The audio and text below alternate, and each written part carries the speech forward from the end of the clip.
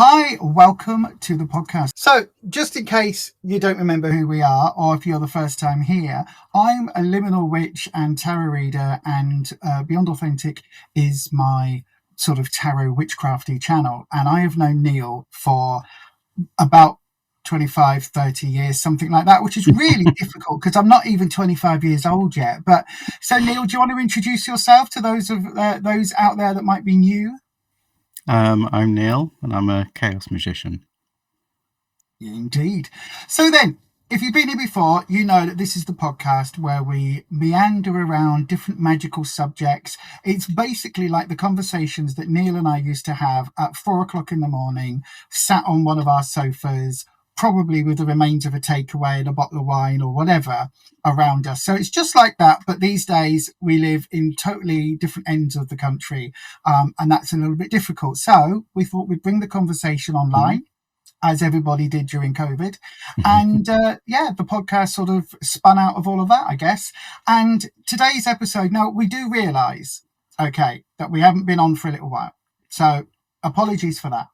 But with my ADHD, fibro brain, and middle-aged fog, how I've got middle-aged fog when I'm only 25 is anyone's guess.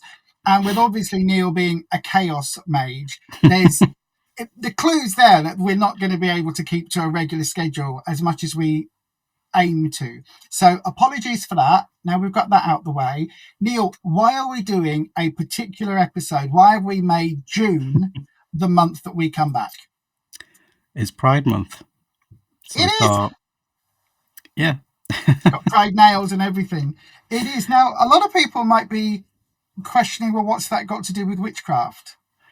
And I guess both everything and nothing, but it's got a lot to do with us and our sort of entry into and our witchy life. So for those that don't know, the little trans flag here may well give it away. The nails may well give it away. But if you still don't recognize the flags everywhere, I am a trans woman. I am very open about that. I have been open since I started transitioning many years ago.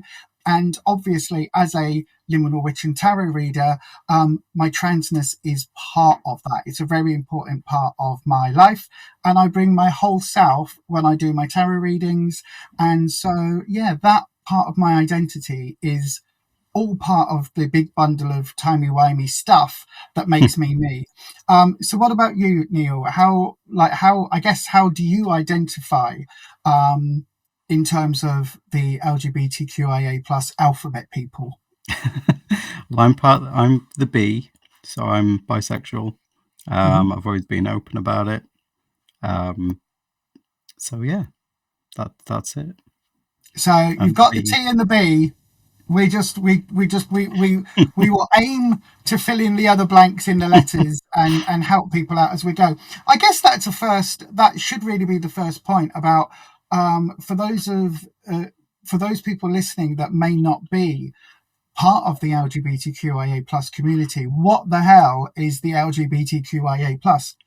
What does that mean? So L is for lesbian, G is for gay, B is for bisexual, T is for trans, and then we go LGBTQ can either be for questioning or queer, depending on who you're asking. I is intersex, and A, again, can either be asexual or agender, again, depending on who you're asking. And the plus stands for everything else under that massive spectrum. Personally, I think there should be an N in there somewhere for our non-binary siblings, because I think quite often within the LGBTQIA plus community, non-binary folk get left out an awful lot, in the same way that trans men are often left out of the conversation when it comes to trans issues. Non-binary folk are left out of that conversation in the same way. So I do kind of feel like there should be an acknowledgement, but then how many more letters do we start adding before it becomes nonsensical? I guess for a lot of people, they self-identify as queer, which is absolutely fine. The queer community, a lot of people have issues with that term because it was used as a hate term. It has been reclaimed recently. I quite like the term queer. I never used to. I got called it at school. It was a massive slur, hate term, thrown around, something chronic when I was younger. But I guess these days, I like the fact that those that have come after me, those younger generations, even though I'm only 25, that have come after me, I'm twice that nearly. But the younger ones have embraced the word queer and have really taken it back in a political way. So when we're talking about LGBT or LGBTQIA plus or queer, that gives you an idea of basically the sort of communities that we are talking about. And we'll try and do our best as we go through this, not to lump everybody into the same boat, because within the LGBTQIA plus communities, there are a lot of differences and a lot of nuance. Even within the individual letters, there's a lot of nuance. So hopefully we're not going to be preachy. Hopefully we're not going to be, putting forward any queer agenda or anything like that. We're just two individuals that happen to be two of the alphabet letters that make up the wider queer community, and we also are two very open, witchy type folk. So I think it's important that we have discussions like this. So then, I guess that leads us to the very first question. We do have some questions and some talking points today that we're going to go through, which if you've been with us for a while, you know that's more than we normally do. So why did we want to do this episode, Neil? Why was it important for you to come on and to make this and talk about this subject? Why was this the one that we came back on? I think, because we were going to do it a couple of years ago, and then last year we were going to do it, and then I think just life got in the way. And then I feel like the current kind of political climate kind of made us go, we've got to do it. Come on. So I think it's more important than ever to kind of be visible and just be visible and kind of, especially with your channel as well. Like I feel like, it has a very welcoming vibe to everyone in the rainbow alphabet. So I think it's just a good idea to do this episode as a kind of like, just to kind of throw it out there more to like welcome more people in and, be more accepting and all of that. Yeah, I think for me, it's important that those of us that are open and talk about our various identities, where there is that intersectionality. I know, right? Big word there. I just picked that one back up. But where there is that crossover, that intersectionalism of identities, it's important to discuss the bits that overlap, because it's in those spaces where my minority status as a witch and my minority status as a trans woman kind of come together, and it's in that overlap period that's where I exist.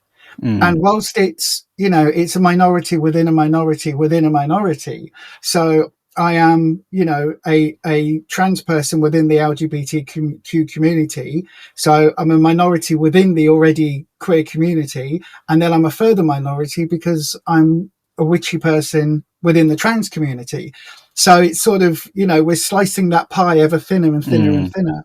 But I do think it's important to create and to openly say that we create a safe space, and more than just to say it for me, it's vital that we live it and we espouse it every which way that we can. And for me, very much the proof is in the pudding.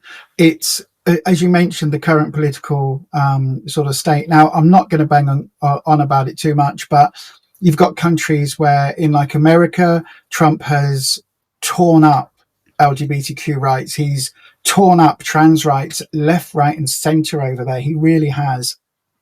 I've now been seeing trans folk of all different identities getting kicked out of their jobs, getting kicked out of the military, getting kicked out of all sorts of situations. just this week, I heard about the USS Harvey Milk getting renamed, which is a US naval ship named after the San Francisco, I think he ended up being the mayor, who was assassinated purely and simply because he was an openly gay man. That's now being renamed. I think, if I'm right, it's being renamed the USS Ronald Reagan. I mean, as if you could go from from one extreme to the next. So that's all happening. Obviously, here in the UK, the Supreme Court has just upheld or just made a decision that affects my part of the wider community, basically declaring that that gender is only based on biological sex, despite there being no agreement within the scientific or medical world that a biological sex exists, because there are so many different elements of what makes up the term sex that you would have to do chromosomal and DNA tests on a person to tell their sex. It isn't just what somebody looks like and whether somebody passes, or whether you think, oh, is that person a bit butch to be going in the women's toilet? Is that person? It isn't as simple and as binary as that. So, and that decision and the wider political fallout and the hatred that is now spewing forth everywhere online in previously sort of safe spaces, that is where we now are, as we head towards the quarter point, or we're at the quarter point of this next century. It's scary. I've been somebody who's been on the part of the LGBTQ community for over 30 years at this point. I think, easily nearly 35 years. And I was part of the equal age of consent campaigns. I was against Section 28 back in the day when the Tory government brought that in. All of these things that were designed to cause separation in the past and have been, had been consigned to the bin of history. Unfortunately, they're being dug out, brushed off, and held up as virtues again, which is incredibly frightening. But for me on the channel, as a tarot reader, I don't care what anybody's identity is. It doesn't make a difference to me in how I read for them, and I try and make it as open as possible, so that as I'm reading for someone, I will say, oh, well, this card suggests there's somebody new coming into your life. Now, that might be a new boyfriend, a girlfriend, or, somebody of any gender that's coming into your life. And it's important for me to try and phrase things that way, because what that does is it gives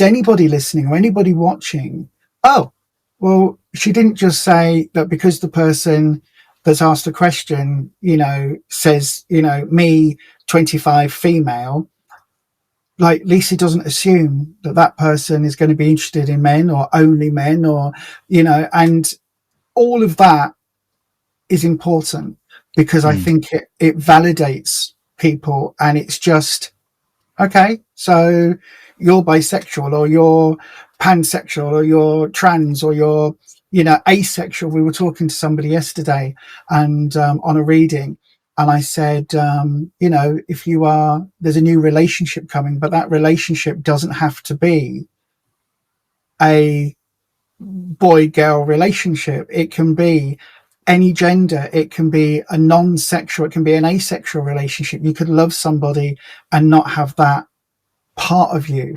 You could have a sexual connection with somebody but not feel romantically inclined. You could be in a throuple. You could be in a polyamorous relationship.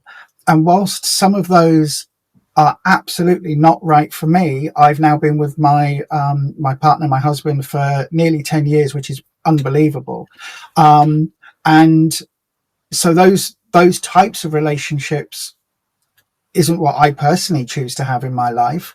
But again, I don't judge if somebody else chooses to have that type of relationship. The only way I judge is if that relationship is equal and open and honest. As long as that's the case, and both or all three or 17 people are happy, then go for it. I'm not here to judge. And I think certainly on the internet, having a space that is defined, literally, I have on one of the outlays around my screen, the overlays, I have the trans flag, the bi flag. I think I have the pan flag, probably the non-binary flag off the top of my head. I don't remember the rainbow flag. And I also have the straight cis ally flag, which is really important because the minute I put those flags up and I started to say, "Oh, these are what these are," somebody in the chat said, "Oh, well, what about my flag? I'm straight." And I said, "Yeah, it's that one there. That one that says that we welcome straight people as long as they are an ally."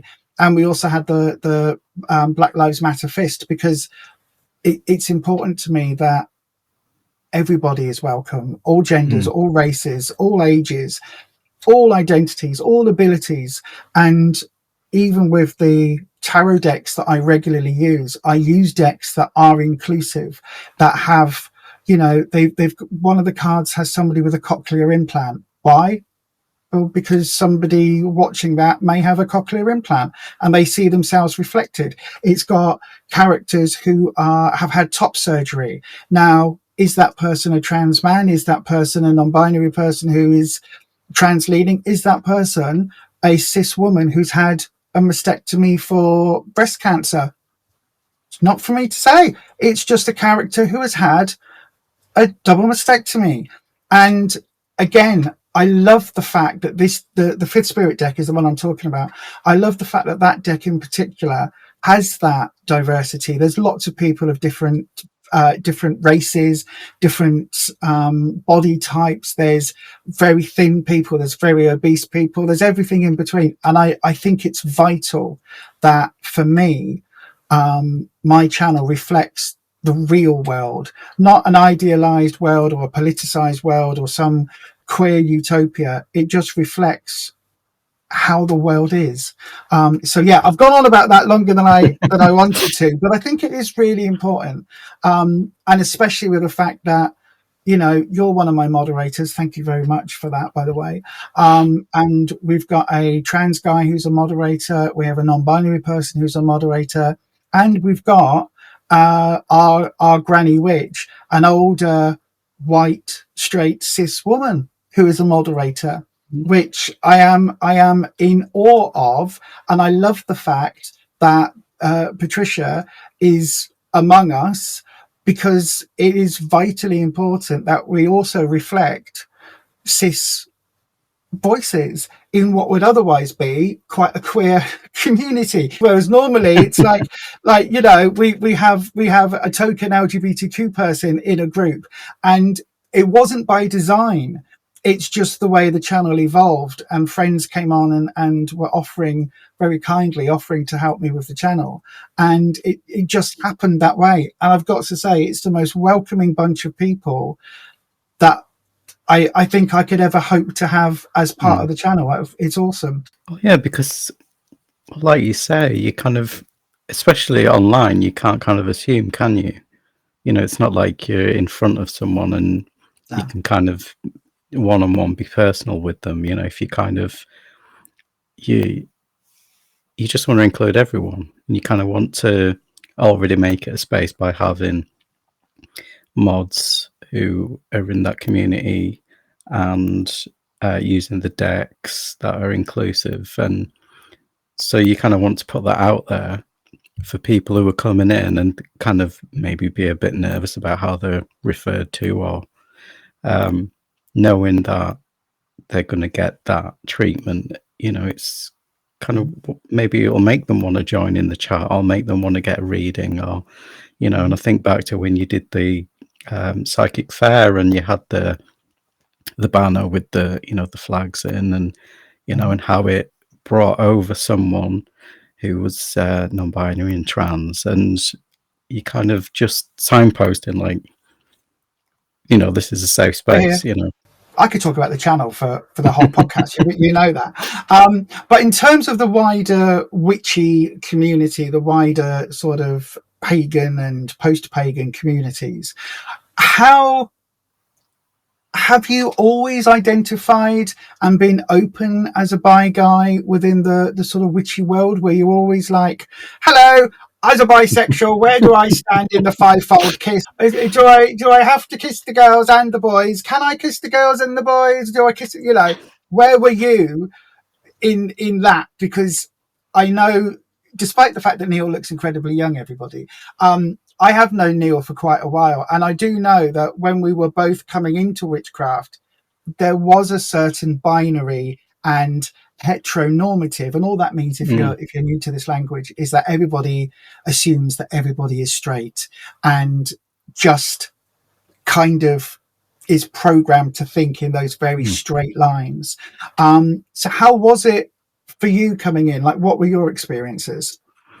I mean, when I first kind of got into witchcraft, or had an interest in witchcraft, I wasn't completely sure of my sexuality at the time. I think probably when I kind of got interested and went to moots and things, I was thinking I was gay. And that's kind of where I was a bit iffy kind of with some of the practices, especially because back then it was the kind of books that I was going for were kind of Wiccan, and obviously there's a lot of gendered terms in there. So I was kind of put off in that way. But at the time I wasn't too sure. I mean, I wasn't probably 100% until I was maybe about 19, 20, I think. So yeah. But then I think I just kind of out and proud since then. So, So how was it for you? Did you ever come out in the craft? Did you come out of, we always say people come out of the broom closet when they come out as a witch, but did you come out of the sort of bi closet to your witchy sort of contacts and your witchy community? How did that go down? I don't think so. It's just that I've always been surrounded by bisexual people. So it wasn't ever a case. It was just kind of a bit of a like, I didn't have to. It was just kind of like, oh, Neil's in a relationship with a man now. Oh, now he's in a relationship with a woman. It just wasn't a thing for me. I don't know if it was just the 90s kind of flazzy-da kind of attitude, I think, back then.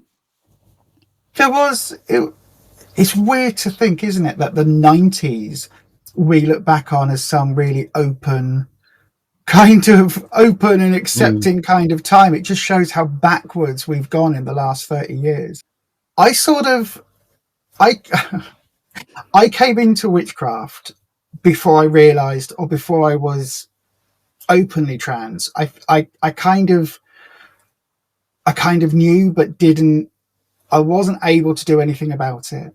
And again, my memory being a bit sketchy, you might have to fill in the blanks here on how I identified right at the beginning, because I do know that I was as open and proud as I am about being a trans woman now. I was that way before I transitioned about being a gay man, because that's what I thought I had to live. Because I am only ever attracted to men. And so it went through a point where in my search for my identity, I tried to become every variant of a gay person, of a gay man that I could be, before I realized, oh, it's not the being attracted to men and what type of gay am I that's the issue. It's, after all of that, actually I'm a straight woman. Oh shit, that was quite a scary thing. It's like, oh, thank God I'm still part of the queer community, but I'm now straight. Ugh! And it was like a complete mind fuck for me then, to be honest with you.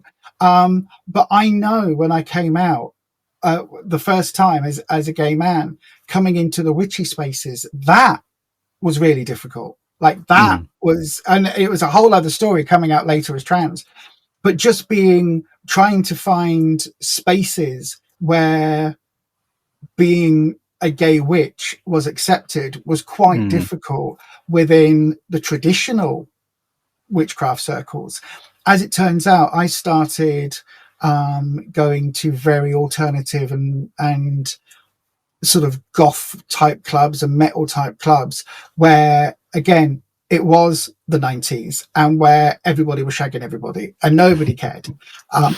And for a large part of that, I was meeting two people that have had arguably the most influence in my formative witchy life, which was Wayne and Hig. And as we went through, one of those two people identified as bisexual. It was an era where they would talk about very openly how their school year, everybody, one spring, summer year, all experimented with being bisexual. Every one of them. They all went, oh, am I bi? Well, you're bi. Well, I might be bi. And so everybody was kissing everybody. And it was just a thing that the last year of that school did. Everybody, and then they all sort of went, some of them went, oh, yeah, I'm bi. Some of them went, oh, no, I don't want to kiss a girl. And some of them went, oh, I really want to kiss a girl. And it didn't, you know, whichever gender you ascribe those sentences to, they were fully correct with both, you know, all sets and everything. It was just a bonkers situation to be in. I don't know if that happened at every school. If you're listening to this or watching this and you were at what would have been, I guess, high school, senior school in the 90s, was there a year where everybody came out? I was already past that point, but was there a year where everybody was like, let's just snog everyone and see what happens?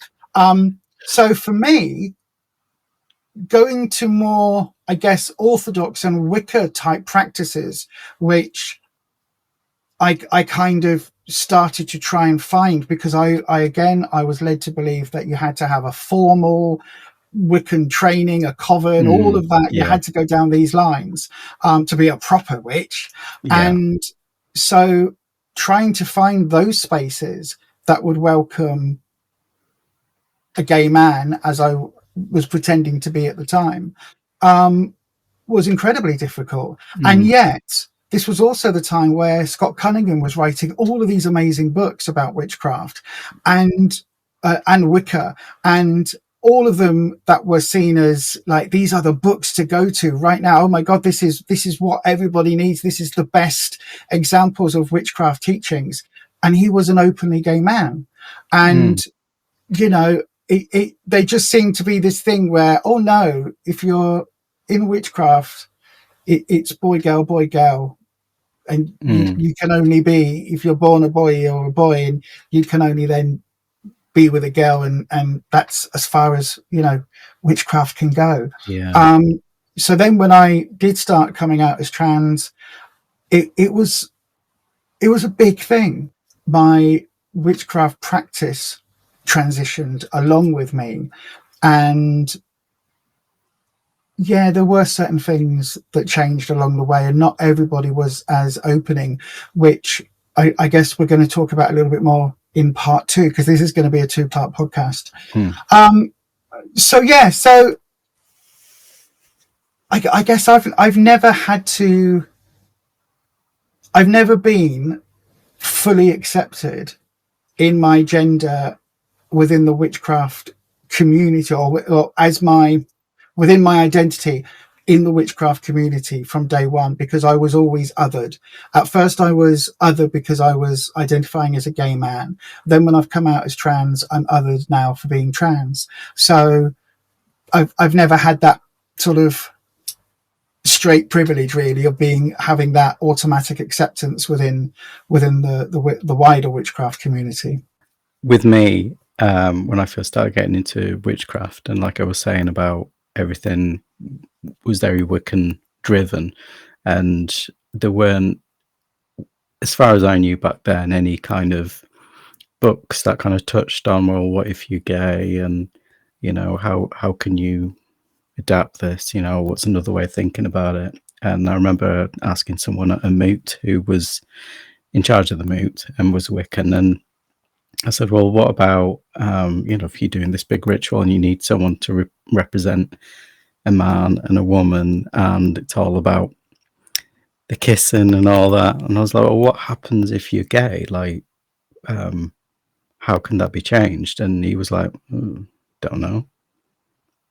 that was it. It wasn't even considered. I mean, this was just a small group, so I mean, maybe there were like people who had an idea, like, oh, well, maybe you could have two men as the god and the goddess, but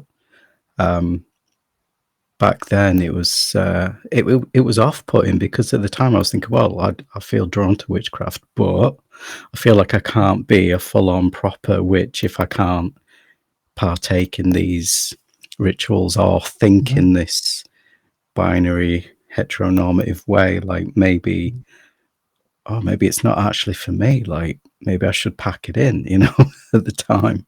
Yep. Yeah, but um, it was only kind of when I got into the IoT and chaos magic where everything was completely shook up. And I think because, I mean, chaos magic in general is very experimental, and it's about subversion, and it's irreverent, and within the IoT, the head of the IoT at the time was a gay man. With my training, I was assigned a kind of mentor to kind of guide me through the training, and he was a gay man.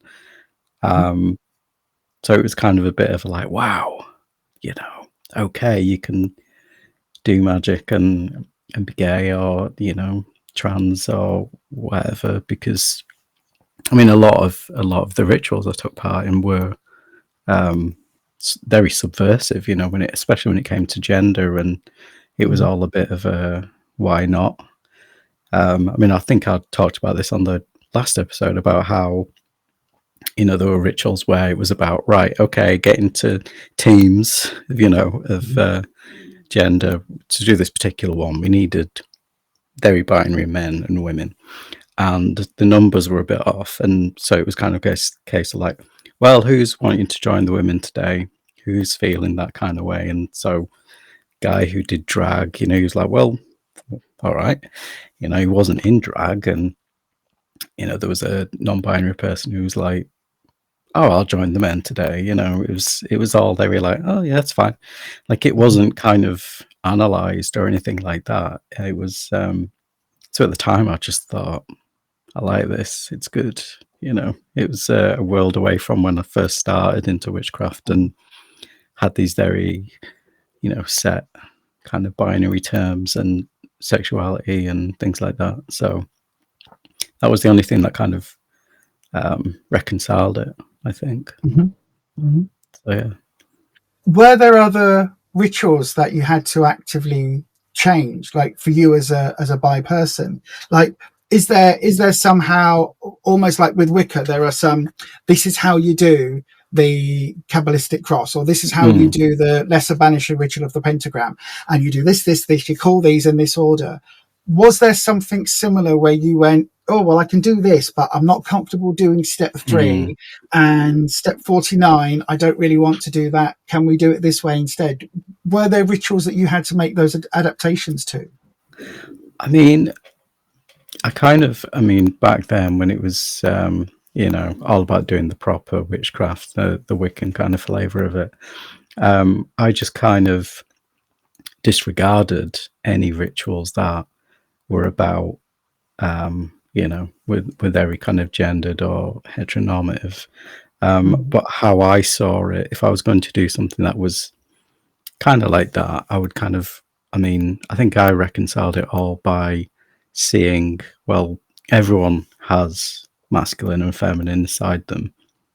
We don't have to kind of assign ourselves a role in a ritual just based on if we identify a certain way. Like, I think, because, I mean, that's kind of what drew me to witchcraft in the first place, was really about kind of the focus on spirit and energies and the transcendence of the body, spirit world and, astral things. And so I thought, well, okay, so if on those planes we're disregarding the body, then surely any rituals, we can take that and we can embody, the goddess and the god, we can have a balance. And so whenever there was kind of any kind of gendered language, kind of hetero kind of, oh, do this love spell to you know, as a man to get a woman or whatever, then I would just kind of tweak it and think that was fine, you know. So, Mhm. you know, even though there were these things being fed through Wiccan books, there were little things that I was doing, but I was avoiding the ones that seemed to me very set, and I didn't really know how to adapt those things. Mhm. So yeah, but I mean, even though like I'd said about the IoT being very experimental, you know, kind of being quite open to do with identities, they still had the when you came up with your magical name, and it was always prefaced by Sora or Frater. And there was somebody who back then, I guess, yeah, they would be seen as non-binary now, and they took a big issue with it. They were like, well, what? We've just got these two. Like, isn't there another option? You know, even Mhm. within chaos, which is quite accepting. Like, it's strange how we've still got those terms. You know, so Mhm. I mean, I imagine now there's probably other ones, something that's quite neutral. But yeah, I think just slowly, and then chaos pushed it, you know, to kind Mhm. of adapt. And I think now, I think that, you know, there's a lot more queer friendly witchcraft books that see beyond that now, and, you know, have been written by people who have come through Wicca and changed it, Mhm. and have offered their take on it and suggestions on how to change it. And so yeah, I think it's just been a gradual thing for me, kind of reconciling the rules, you know, for me. Yeah. After I'd come out as trans, when I was doing my mindfulness diploma, a lot of mindfulness practice, a lot of when you talk about, you know, meditation and going back and releasing sort of traumas and all of that stuff, a lot of it is coded around the phrase, you know, your inner child, and allow your inner child to run free and show your inner Mm, child some love and all of this lovely talk, which is amazing. But my inner child, against my will, was male bodied. And so when you're talking about, now think back to your inner child, my inner child couldn't be authentic, couldn't be happy, because my authentic self, my inner child, knew that I was other. And it mm, took me a long, long time to realize what that other meant. I mean, I had a girlfriend up until the age of 16. So when I was doing my mindfulness diploma, and then when I started to teach mindfulness and use it in a therapeutic way, we sat down actively and went through some meditations and reworked and like altered some of the language so that we would talk about your authentic self, your inner self, your private self. That was the language that we would use, and mm. it still had that same therapeutic effect. Sorry if you can hear, there's some, I think my neighbors are drilling for oil in the back garden. If you can hear the noise in the background. But there was, so that change was really important and was one of the first things I did. And the charity that I was working for was actually an LGBTQ charity. So you would think this would have been common sense, but it wasn't until a gobby trans woman went, this doesn't work for me. Can we have a discussion about this? And then it changed, and the person that was running the course and the person that was running the whole counselling operation, she was like, "Oh, okay, that makes sense. Yep, okay." And it Mm, was as if, as a cis woman, she'd never even thought that that mm, could be an issue in a therapeutic sense. So things like that are things that I've changed and mm, modified my language. I always say I try to refer to everybody as they, them until I know their pronouns. In reality, we don't, because we're, you know, hardwired to see somebody that looks a certain way and assume that person's gender is male or assume that person's gender is female. Or I think these days, most of us recognize an androgynous presentation. Um, So there is still that element of initial assumption that I then try and go, well, I don't know that that person is female or a woman, because just because they happen to be wearing a dress, that person may identify as anything. And so there is a conscious thought element that goes on now. And so any magical practice that I do these days is very open. And even with the dragons, the thought form egregore servitors that I have, one of them is openly and very decidedly a they them.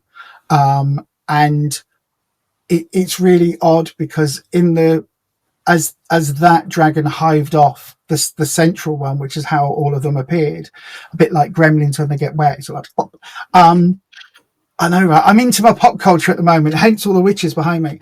But as that dragon appeared, it was very obvious that they were a they them, and that was my water dragon. And it made so much sense that my water dragon would be a they them non-binary entity. So yeah, I haven't knowingly changed any rituals, any like I haven't changed anything that I do in terms of, you know, I guess transing it or queering it. But I guess as an openly trans woman, you know, the fact that I stand in a circle, there's an element there where I think I do embody the masculine and feminine. So in terms of, like I said, about IoT being very accepting about gay people, have you found in kind of witchcraft circles, like how have people reacted to you being a trans woman, or even back then when you identified differently, have witches kind of gone like, oh, or like taken like a issue, or maybe had an understanding, or like how have you been received in witchcraft circles? You know they have. Yes, I've had my difficulties. A few years back, I was invited to go to a pagan camp with a couple of friends of mine. One was an openly gay man, and one was a openly openly horny cis straight woman. Well, I say straight until drunk, and then she would have an inner bisexual side that would come out. But anywho, so I was invited to this pagan camp, and I was told it's fine, you know, being trans isn't going to be an issue. They've accepted. I always use the names Bob and Brenda. So Bob is a fill-in name for somebody's real name. So they've accepted Bob. Look, Bob goes to camp, and Bob is gay as gay can be. So it'll be fine. So at this particular camp, they have a something they call the Sisterhood, and it's not a Sisters of Mercy fan base, although there is also a sisterhood within that as well. But anyway, so they have the Sisterhood, and basically there are certain roles that the Sisterhood does within the camp. So you have within the UK, at a lot of the pagan camps, they have something called the Dagda, and there's a reason it's called that, and I can't remember. And it's not an acronym; it's a name that relates to something, and I can't remember off the top of my head. It's been a long day. So, the Dagda historically were men in that sort of Viking-y, butch, grr kind of manly man type role, and they would be the ones to go to if you needed some.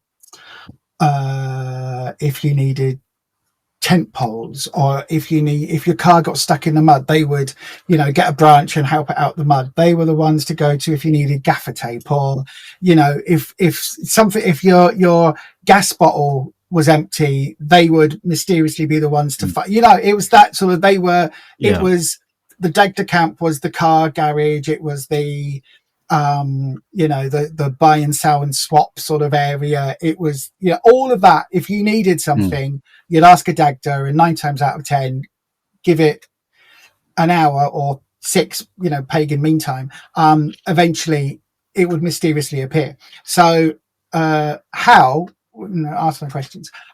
But the sisterhood were kind of the organizers or the keeper of the events. So if there was to be a talk, for example, somebody might do a talk on tarot. I might say, oh, I'd like to do a talk on tarot on Sunday, please. And they'd say, okay, well, we've got the big tent available from 3 till 4, but the little tent is available from 12 if you want to do it earlier. And so they'd be the ones that put the diary of events together. They also had people that were permanently at the sisterhood tent, which is where, if there's any lost and found, if you had any questions, if you wanted to know what was happening, or if somebody got lost or if somebody was poorly, they'd have the first aid tent there. That was where all of the, I guess, the structure, the organizing bit was. So the first year I went, I was invited into the sisterhood, invited into the tent, and being a member of the sisterhood meant you were invited into this closed space of largely cis women. In fact, totally cis women, apart from my friend Bob, who was allowed in as a gay man. Because there was kind of still this hangover that, well, gay man equals women, doesn't it? Because, yeah, it's like, yeah, well, no, but okay, let's not go there. So anyway, I was invited in, and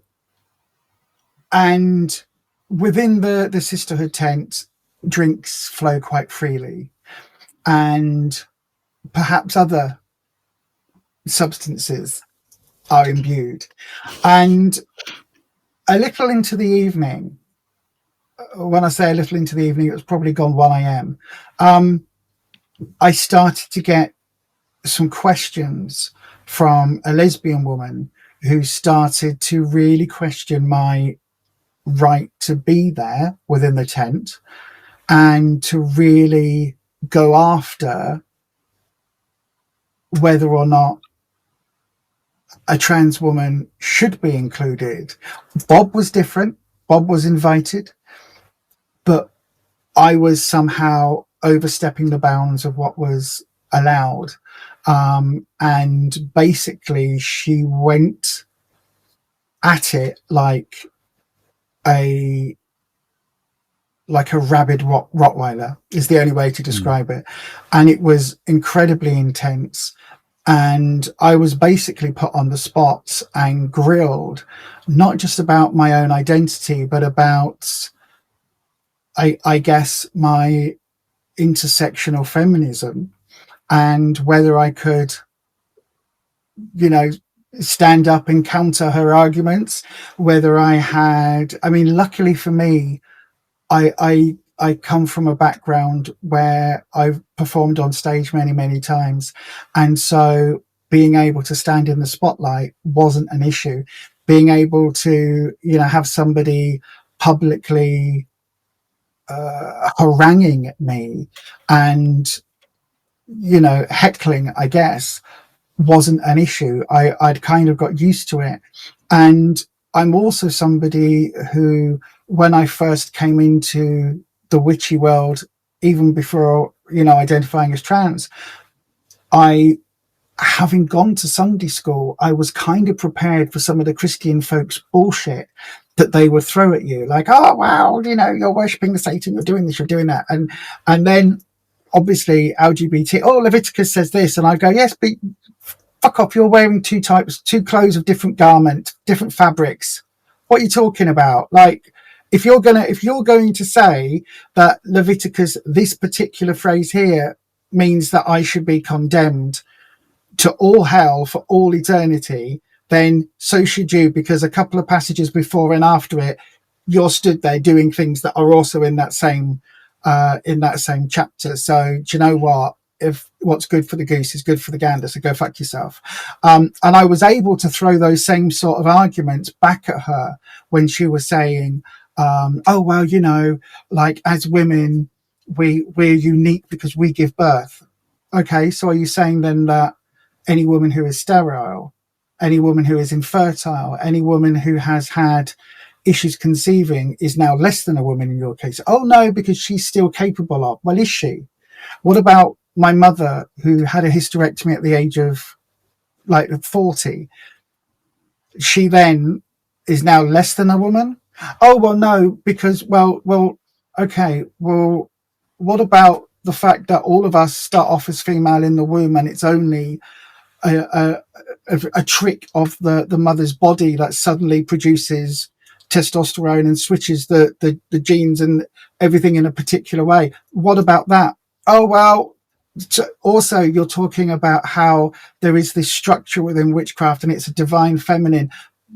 That's great, but as a trans woman, as somebody who has stood on that gender divide, do you not think I represent both the masculine and feminine qualities of what you are saying is the god and the goddess? And if you are saying, as you've said to me, these are two parts of the same coin, then surely as a trans person who stood on both sides of that divide, I, more than you, I I embody that ideal.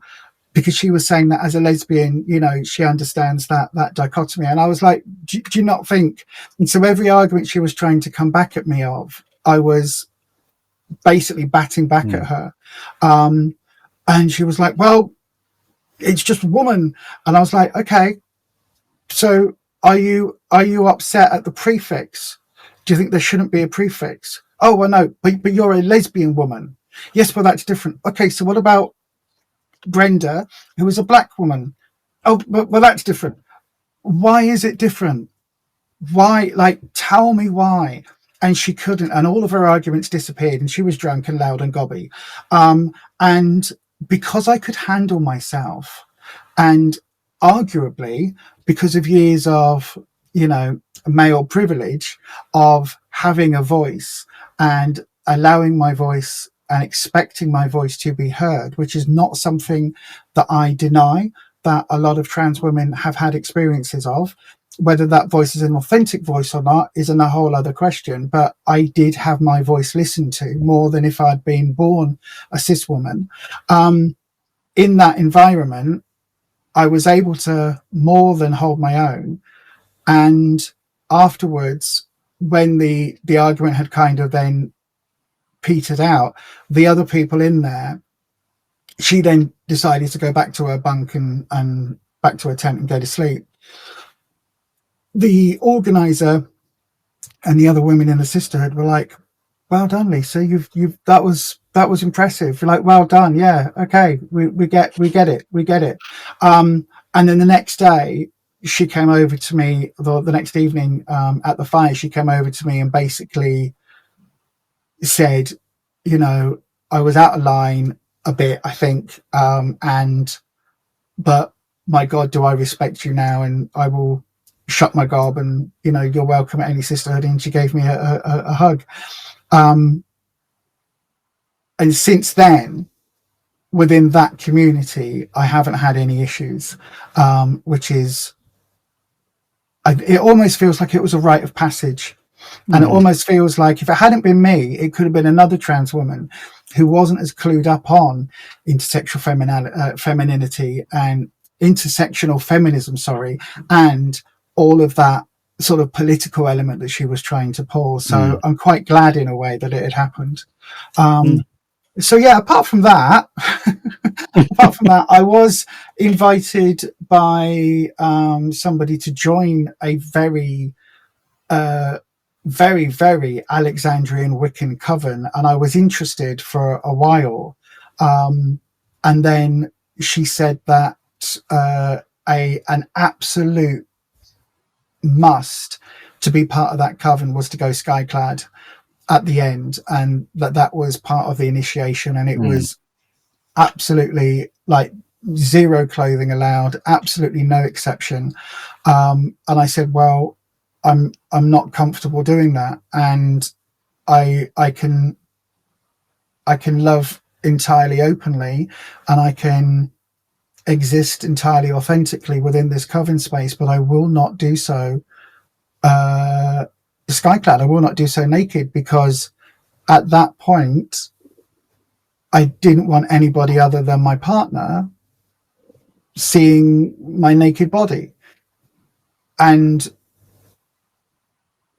that is largely because of my own issues, and my own struggle with the body parts that I had been born with. And but it was an absolute breaking point for her. It was, well, if you're going to join the coven, this is a must.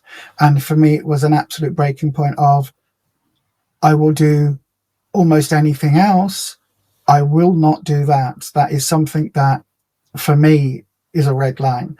And unfortunately, those two red lines were incompatible, and I didn't join that. I didn't end up joining that coven. Flipping that, how have the LGBTQ community responded to you being a witch? When you've been kind of amongst the community, or just kind of with friends, and you've kind of said like, "Oh, by the way, I'm a witch." Like, however, I think those that know don't really care. I think largely the LGBTQIA plus community, the queer community, is very much othered. And I think that friends of mine within the queer circles are kind of on the outskirts of political, and, you know, a little bit alternative, a little bit punk, a little bit, you know, they're very othered anyway. I don't think most of the people that I know have that sort of, they just want to blend into the background. You know what I mean? I don't think there's that sort of vibe anymore. And so, sort of coming out as, I think everybody's always known that I've done tarot. Like, that's been the standard thing. Oh, well, Lisa does tarot. And that's been the same forever, literally. Like, I've always had tarot decks, and, you know, there would be times where I'd do a gig, and so I'd be performing on stage, as a singer, as an entertainer. I'd come off stage, and prior to me going to that particular gig, a friend would say, "Oh, well, after you've done the show, blah blah blah, I'd love to get a reading." And so, you know, there were times where I've taken the makeup off, and I've, you know, changed out of my stage clothes, and pretty much gone backstage and, you know, done a tarot reading for someone. So, like, I don't think that's something that has ever been an issue, the tarot side. I don't think a lot of people really understand what being a witch is. Excuse me. So I do think there's a certain element of them who just assume, well, it's tarot and some crystals, because that's all they would visibly see. Yeah, I've always, even now, I'm surrounded by bloody crystals. And I've always had crystals at some level. You know, in my suitcase, there would always be an amethyst and a rose quartz, no matter where I went. And so that was just like, oh yeah, well, Lisa, she normally comes with some tarot cards, or if not, she'll have her crystals on it.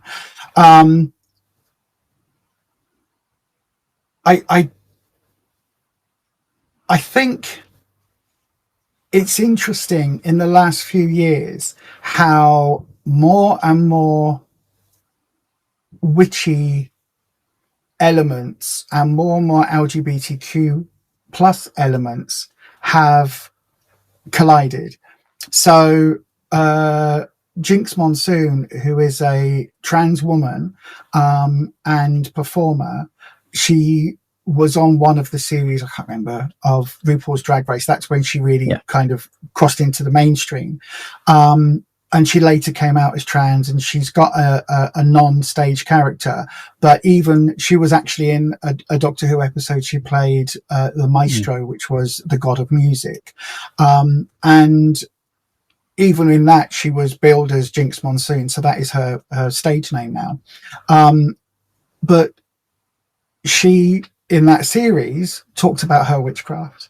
And when anybody's ever seen her interviewed, it's a subject that regularly comes up, or she'll regularly say, in some sort of comedic way of passing, oh, well, I did a spell for this job. And it's just part of her character, part of her quirks, in the same way in interviews, it would be like asking, I don't know, Ryan Reynolds about, is there going to be another Deadpool movie because you're such a big Marvel fan and you're so into the character and blah, blah, blah. Do you know what I mean? He could be doing a rom-com film with him and add blonde white woman here, interchangeable, and they'd still go, do you think it's going to be a Deadpool 4? If I couldn't, were you the one that leaked it? Blah, blah, blah. Because he's so tied in with that. It's so much part of his sort of, stage persona. I think where you've got interesting crossovers and interesting sort of changes are the fact that the Craft sequel had a trans character in it, and it was a bloody awful film, but there was a trans character within Agatha All Along, which, if you're new to the podcast, you might not know, but I adore Agatha All Along. I have a couple of figures up here, and there's a little Lego figure down there. Within that series, Agatha is very openly queer. She's very openly in a relationship with a woman, and even has lines where she says to another character, if you want a straight answer, ask a straight woman. She says about her, I'm trying to be vague as to who these characters are in case anybody hasn't seen it, so spoilers, but she says about one of her past relationships, who is a woman, she says, oh, well, I always liked the bad boys. And so she's very openly gay, or at least queer coded within that storyline, within that series. There's also another young character who is a male character who has a boyfriend, and it's just the teen has a boyfriend, and there isn't anything, it's no big song and dance about it. And they show in his bedroom there's a rainbow flag like the one behind, but there's also a trans flag and Trans Lives Matter written on it just up in his bedroom. And increasingly you have these crossovers, but again, within the wider LGBTQ community, you go back 20 years, you're looking at Buffy the Vampire Slayer, you're looking at Willow and Tara, who are a lesbian couple within the witchcraft community. And it wasn't like, there was no, oh, well, how do you two practice magic when, you need a god and a goddess? There was no conversations about that. There was a little bit of, Willow coming out as a lesbian to Buffy. There was a whole sort of slight miscommunication bit, and then it was all like, oh, it's fine. But there was nothing about, whether or not two women can practice magic and can be witches. And so I think certainly these days, it's far more seen, it's far more accepted, it's far more shown to have that crossover between LGBTQ folk and witchcraft in general. Whereas I think it used to be, certainly in the 80s and early 90s, I can remember there being a lot of storylines where, the witch would be so evil she was lesbian coded, or, the character would be so vicious, and then, oh wow, she was a man all along. Sort of, there was always that Jerry Springer, your boyfriend's your girlfriend's a boyfriend type shock horror. It was done for shock and horror rather than it just being a part of the identity. Whereas I think now it's quite, I think lots of queer people are quite interested in witchcraft, and I think the media now represents that. And I think because you've got this influx of younger people who do question religion earlier and do question the status quo earlier, and they also, question their own identities. It's like you said about, I mean, LGBTQ people being outsiders, which people who practice witchcraft, outsiders. Like I said, I've always been amongst bisexual people. I've accidentally and always ended up in relationships with bisexual people. So, and being a practicing witch in my relationships has always been accepted. I mean, my one of my boyfriends was he came from a very religious background, went full agnostic, but he was still supportive and accepted my practice, and would kind of marvel at how I would perceive things, even though he was quite skeptical. My wife is very supportive, has an interest, but is very skeptical, but it's very grounding. And my first relationship found out that they went into chaos magic later in life, which is interesting. But when I've kind of talked to trans friends, they've always gone, oh yeah, that's interesting. And then kind of both my other trans friends ended up kind of starting to dabble in chaos magic and, seeing the fun in it. So there is some receptiveness, kind of, I think in general, kind of, we're interested in the weird. So when we spend a large part of our life being othered, we learn to mask, we learn to hide, but we also learn that a lot of the hetero cis normative world isn't really for us. And so knowing that you're a bit of an outsider, we tend to seek out, or at least be more open to the other fringes of society.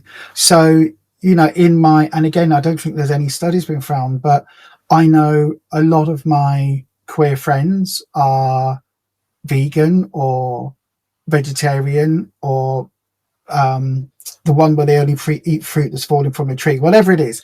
There are a lot of people that have, other beliefs, whether it's down to their diet, their religion, their medical sort of status. I know some people that bizarrely are queer, but also very firmly flat earthers, which amazes me, but each to their own. Because it's almost like living on the outside of society in one aspect kind of cues you up to be on the outside in another aspect, or at least to question the norm, that middle ground, in ways that I think unless you've had that, oh, I am other, and all that encompasses, unless you've realized that at a fairly young age, I don't think you necessarily ask those questions, and I don't think your brain necessarily develops to ask those questions.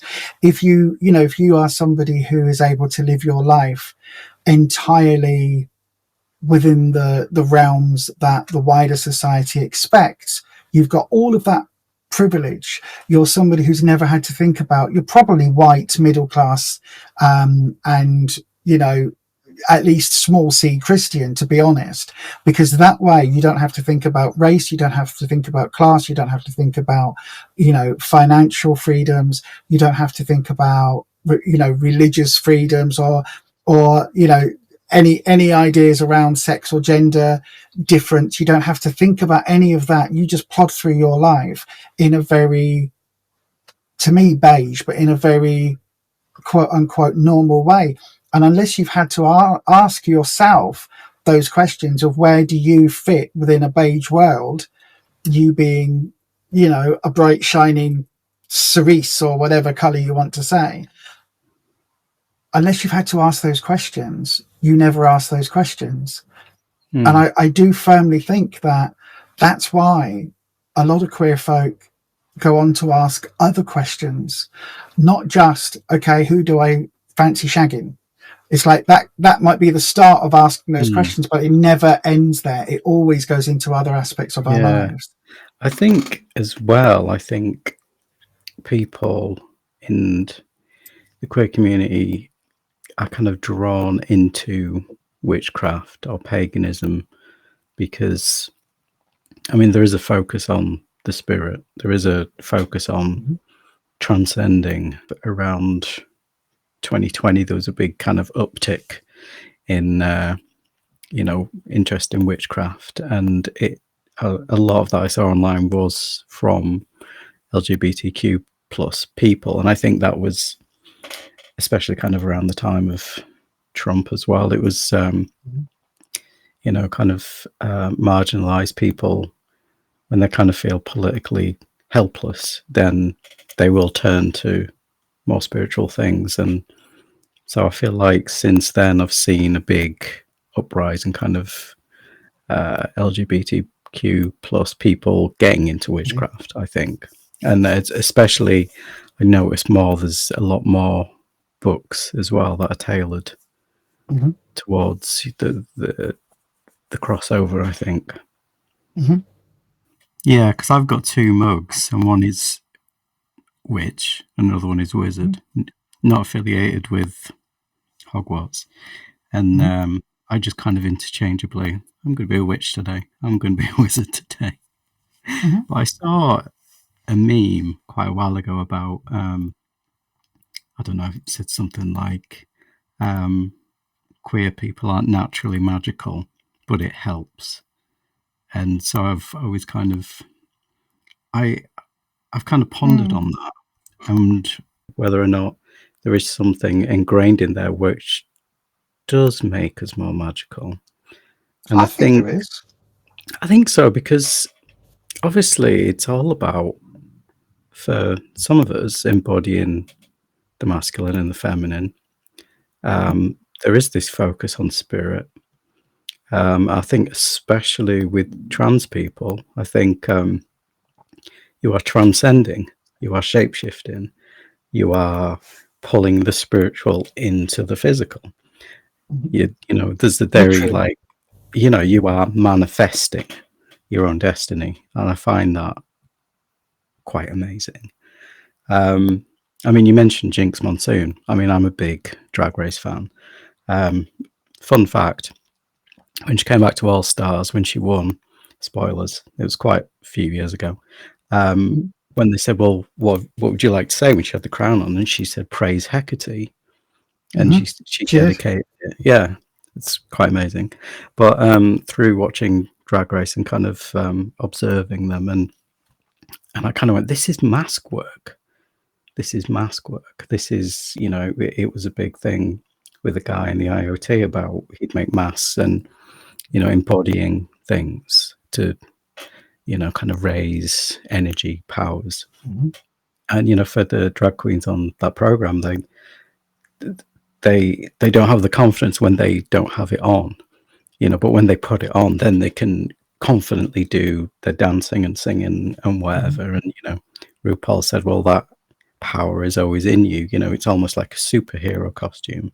And I find that really interesting with drag. It's almost like you're creating an egregore. You kind of you're creating this other character.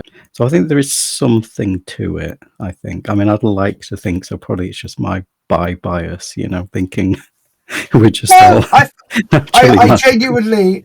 I genuinely believe that through recognizing recognizing one's otherness, and recognizing that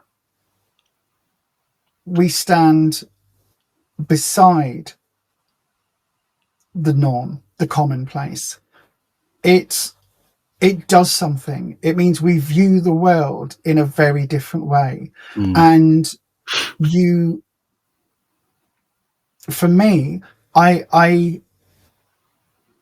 it's almost like wearing a pair of glasses. I saw things a little bit clearer. I see things that the media portrays, or I see things that, you know, the news portrays, and I kind of ask the question of why, what's behind this, what's behind that, how did that occur, what are you trying to say, what are you trying to pull? And so I think by having those experiences of otherness, again, I think it really does come back to this idea of we see things differently. And if you start seeing things differently, that little flash out the corner of your eye, you're not going to put down to, oh, somebody may have moved a window over there and it flashed. You might ask questions. You might say, was that a fae? Was that an angel? Was that a manifestation of something?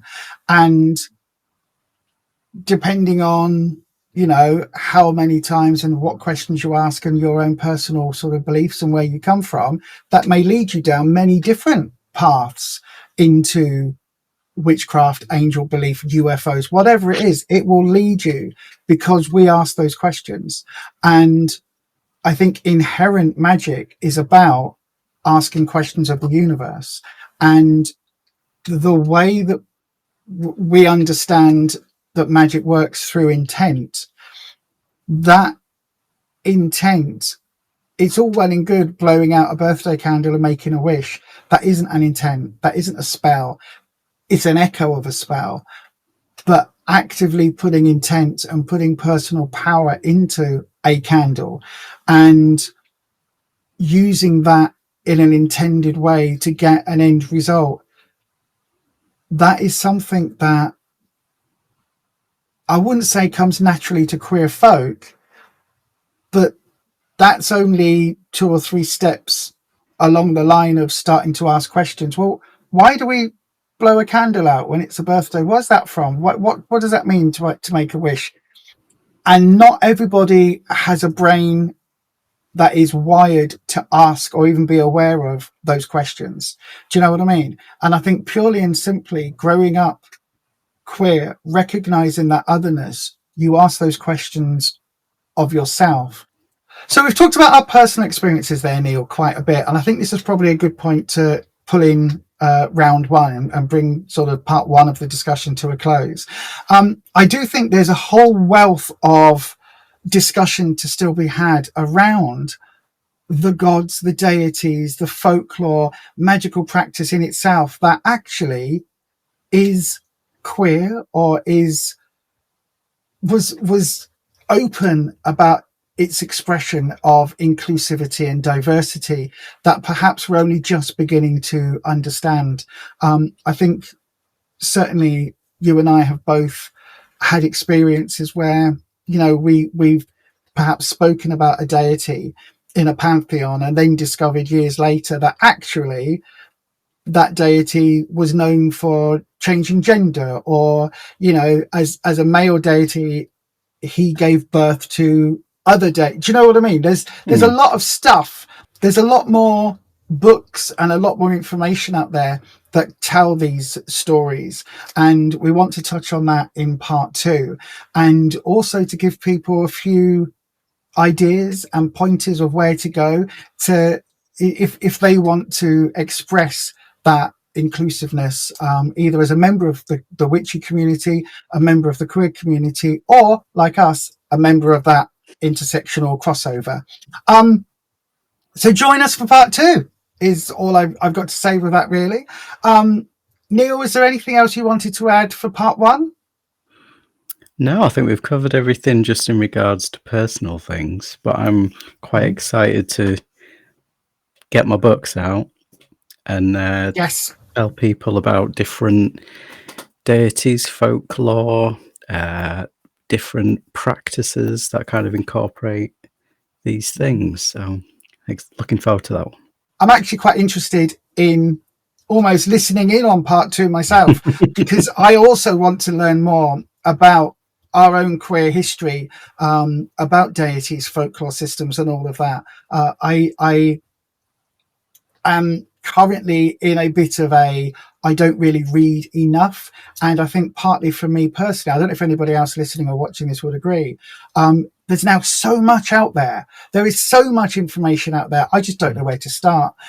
So unless I get personal recommendations, which luckily I've got you for, then I've just got no idea, which books I need to be looking at or not. So I will be taking notes on the next part, and hopefully many of you are going to join us, because it's going to be a bit of an eye opener. So with that little sort of hook baited, we're going to leave it there for today. And thank you ever so much for watching us. So at the end of part 1, we're going to leave it there, and I'm going to say keep practicing, keep experimenting, and we will see you very soon for part 2 of our Pride podcast special. Take care.